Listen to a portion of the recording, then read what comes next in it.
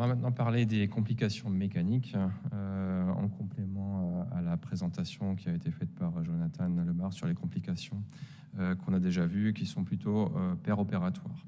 Quand on regarde l'ensemble des complications, dans le tableau en droite, vous voyez qu'il existe quand même une différence entre le groupe temps postérieur unique et double temps, avec un taux de complication qui est de 53% dans le temps postérieur unique versus 21% dans le double temps.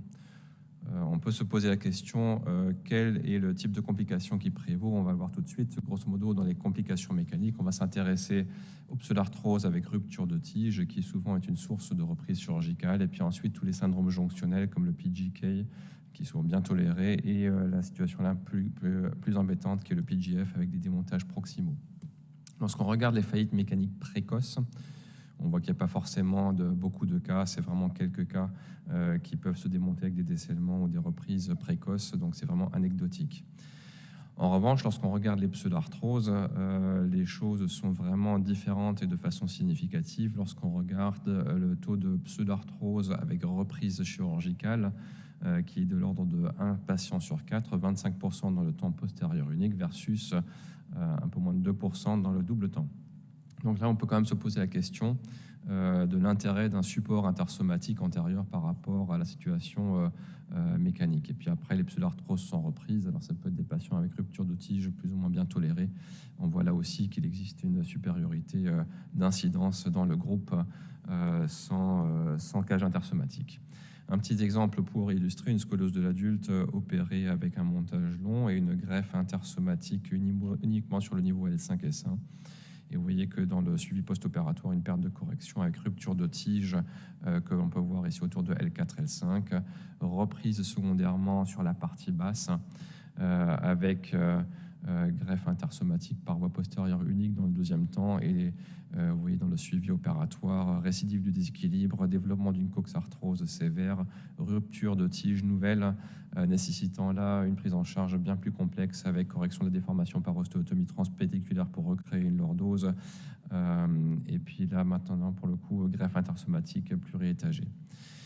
Donc je pense que ce cas est assez montre que l'ALIF unique est probablement peut-être insuffisant, et il faut vraiment être sélectif sur les niveaux et peut-être regarder aussi sur les niveaux qui peuvent s'ouvrir dans la correction et puis les adresser peut-être de façon plus sélective. C'est ce qu'on a dit un petit peu en introduction dans la revue de littérature.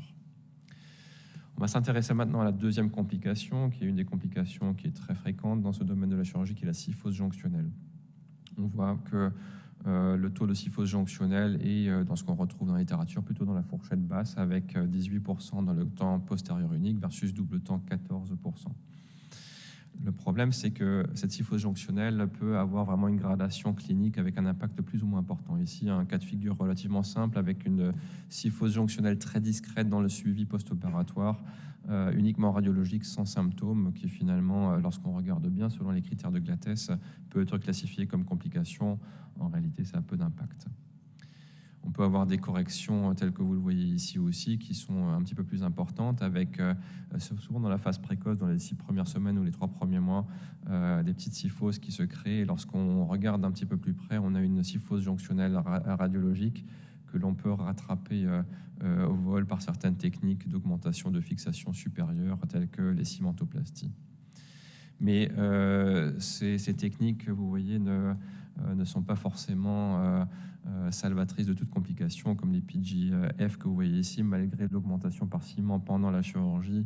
Et on peut se poser la question aussi de la rigidité de montage. Alors ici, c'est sûr que là, on est dans la version la maximale invasive, avec greffe intersomatique sur l'ensemble des étages lombosacrés et double tige, qui n'était pas le sujet de cette table ronde. Mais on peut se poser la question si on ne crée pas des contraintes supplémentaires aux extrémités de montage en essayant de résoudre le problème de mécanique intersomatique en tout simplement transmettant les forces aux extrémités, et si on n'augmente peut-être pas le risque de kyphose jonctionnelle. Encore une fois, le problème de PGK et de PGF est souvent multifactoriel. Le taux de reprise pour PGF est relativement rare. La majorité des PGK sont asymptomatiques et ne nécessitent pas de reprise chirurgicale.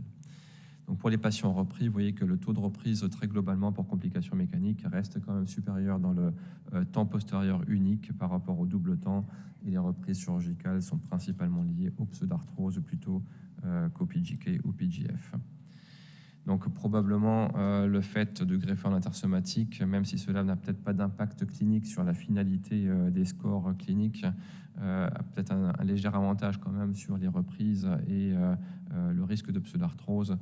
Le problème de PGK et PGF est tellement multifactoriel et on a vraiment du mal à comprendre l'ensemble des facteurs qui l'influencent, qu'il faut vraiment réfléchir à plusieurs facteurs et aussi à la rigidité du montage.